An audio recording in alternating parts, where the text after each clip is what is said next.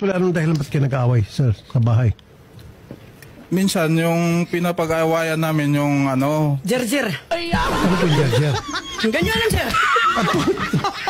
Ay, di man kung payot sa imo, kaya di mo titi ng atin, ha? Sir. Pop. Huwag mo ko tawanan. Kasi, siyempre, pagod tayo sa trabaho, sir. Hindi naman lahat ganyan eh. Pagod kay may babae na. Biyuda pa.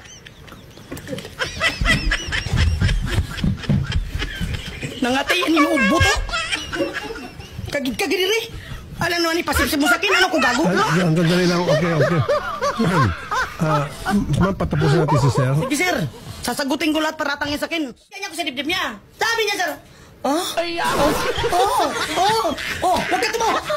Sorok. Hoy, nabuhok ko lang yun, sir. Nanaginip. Nanaginip, sir. Magaling daw yung babae na biyuda magsipsip. Tapos, hinawakan ko yung kaya kasabi niya. Tingnan mo. Oy. Minahal kita. Kahit pangit ako ngayon. Nung una, ang ganda ko. Palitan mo pa kung sinira sa utos ng babae mong biyuda, oh. Ako na nagtatrabaho. Ako na nagmamalingki. Ako papalutuin niya. Sabi niya, Ma, pakis ka pa ka, kiss. Pagkatapos, mag-alasin ko na ng hapon, wala ka pa. Nasaan ka? Nandoon ka kay lola mo.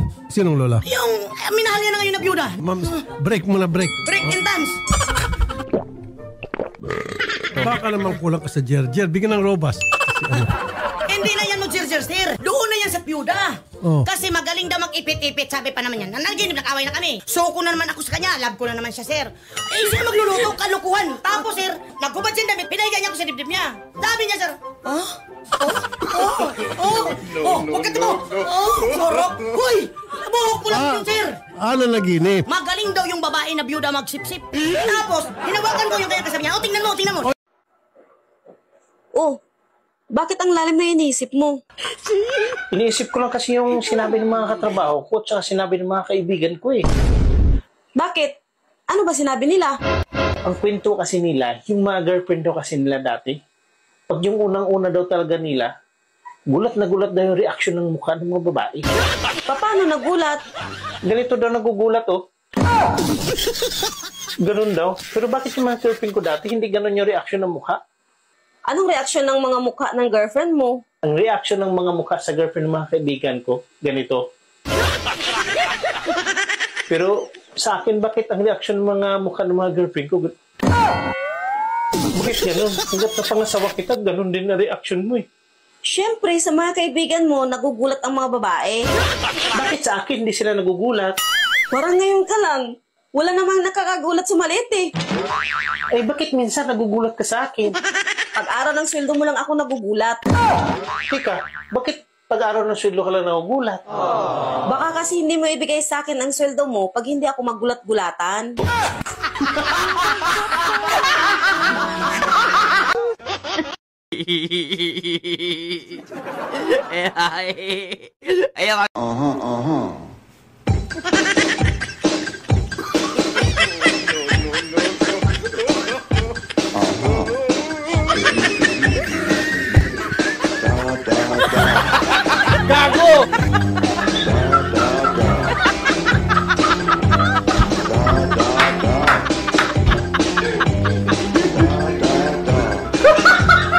Nung niligawan po niya ako, sabi ko sa kanya, sige, sasagutin kita pero wag kang umasa na mamahalin kita kasi dadagdag lang kita sa koleksyon ko, sabi ko sa kanya. Sinabi niyo? Kasi bata ka pa. Sabi ko po sa kanya.